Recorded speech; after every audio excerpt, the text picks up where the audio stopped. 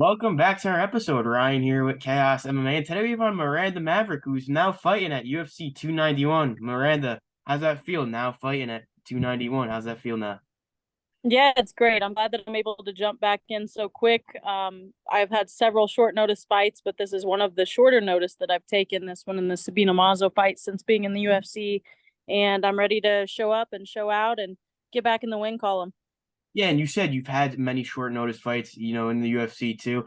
Does that help now in this sense, though? Because you kind of know what to expect. I know, like you said, it wasn't as short as this, but does it kind of help in a sense now because you do know what to expect? Yeah, I know what to expect. But beyond that, I just like it because it's less time to be miserable in a fight camp, less time to be on a diet, less time to have to cut weight. Like all of it is less intense. So my body doesn't get quite as beat up, although I'm not as prepared, I would say, as I usually would be.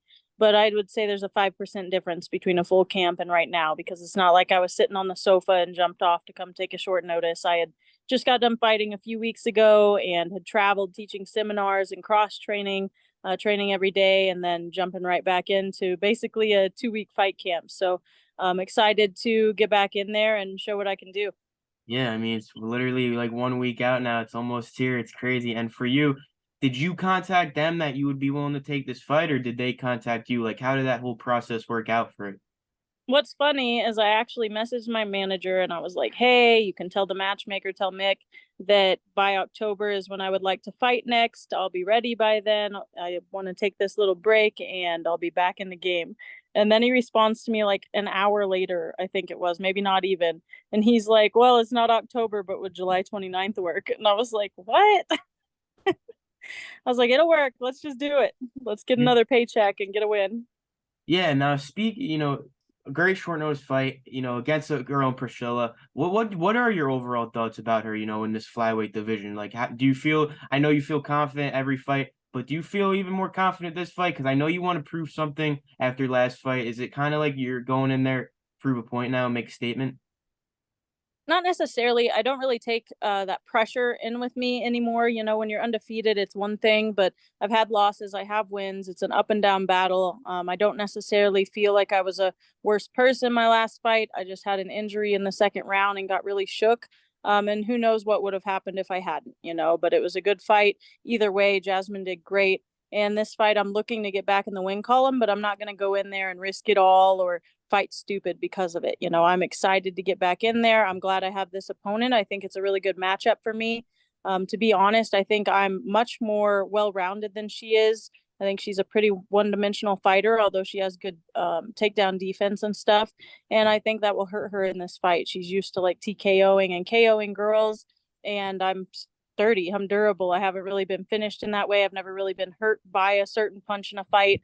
And I think that will play beneficial for me that I can have that endurance and durability going in there against her when I think that's her game plan always is to kind of go in and just knock girls out.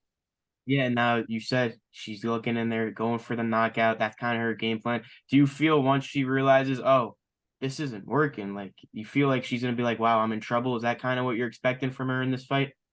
Not really. I think she's a dog. I think she gets in there. I think she's super tenacious. I think that she's really good and sturdy herself. I don't think she ever gives up in fights. I've seen her get beat up in a couple of fights for sure, but it was mainly like on the ground. Standing, she just seems to keep swinging and walking forward no matter what she gets clipped with. So I'll give her that. Like she is a tough girl, but I plan on having the better technique, the faster speed, and just having a smarter game plan and fight IQ. Yeah. And now, great fight. Everyone always loves these short notice fights. They're always great to see. Now, you hear a lot from fighters and throughout their career, fighting in Utah with the altitude and everything, it affects them, with the cardio and everything. Do you feel that's going to play a factor in this fight, or you kind of is that not something you're really going to believe in? You feel like that could play a factor at all? Oh, it absolutely plays a factor. I moved in Denver partly because of the elevation Yeah. and being able to train at elevation. So I think I'll have the advantage there too. Even though Salt Lake City is actually higher than here in Denver, the mile high city, which is kind of crazy to think about. I think I will have that advantage, be more used to a little bit higher elevation than she is down in the Florida area. So I think that will definitely play a role. We saw the last Salt Lake City card. I'm surprised that they even have the UFC there again, to be honest, because so many fighters suffer. It's boring cards. You don't see as many exciting fights because everybody's worn out. and not because they're not well conditioned. Like people don't understand, especially like fans who just don't travel a lot or have never understood elevation. It's not a cardio thing. You can't put on the little oxygen thing that restrict your breathing. That's all made up. I used to do that. I used to run the sprints and be like, oh, I'll be ready for the elevation. And the first time I ever experienced it was the only amateur fight I ever lost in Denver, actually. I went from Missouri to Denver for a fight. And by round two, I remember sitting in the corner into round one. And I was like, I can taste pennies. I don't know what's happening. I can't breathe. And my coaches were like, yep, welcome to Colorado. No, yeah, it's crazy because like you said, the last card, I think it was Leon Usman 3, and like you saw throughout the whole card, fighters, were getting tired early, especially with Leon Edwards before he landed that kick. It looked like, he was a little tired early on, but for you, we don't think this will be a factor, especially since you trained at that elevation already. And for you, what's the official prediction? How are you getting this done next weekend?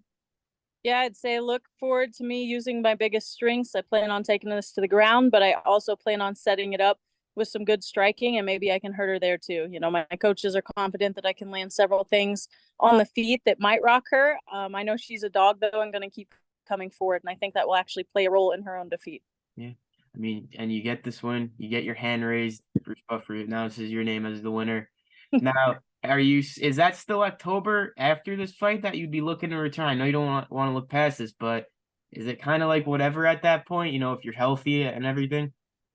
Yeah, pretty much. I mean, I think I'd like October, early November even.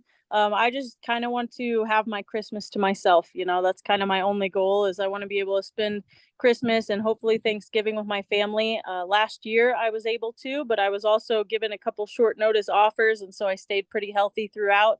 But I'd like to actually go home for a few weeks, not worry about training, and focus on family and enjoying food with them for the first time in many, many years this year if I can. But if not, hey, I'm ready to go, ready to get a paycheck. It's worth it. I mean, I'm gonna put it out there. I don't know how you feel about this, but MSG, we already got Jones Stipe, might be getting Covington Edwards on that. It's gonna be a stacked card. Yep. What do you think about that? Hey, I'd love it. I'd love it. I'm going to put on a heck of a performance and hopefully I'll be considered for that. Yeah, for sure. I mean, whatever's next for you, I'm sure you'll be happy with it. But for you, good luck next weekend. It's gonna be a great fight. Once again, thanks for your time. And if you want to thank any sponsors, shout out anything, the floor is yours. Thank you. Yeah, if anybody wants to support me, go check out fearthemaverick.net. I've got all kinds of merch and stuff on there. That's the best way that you can support me. But also thank you to all my sponsors. They're on my link tree, like the link in my bio on all my social media. And you can find me there at Fear the Maverick, Facebook, Twitter, Instagram, all the above. Yeah. Thanks again for your time. We'll catch up soon. Have a good one. Thank you. Bye. Bye-bye.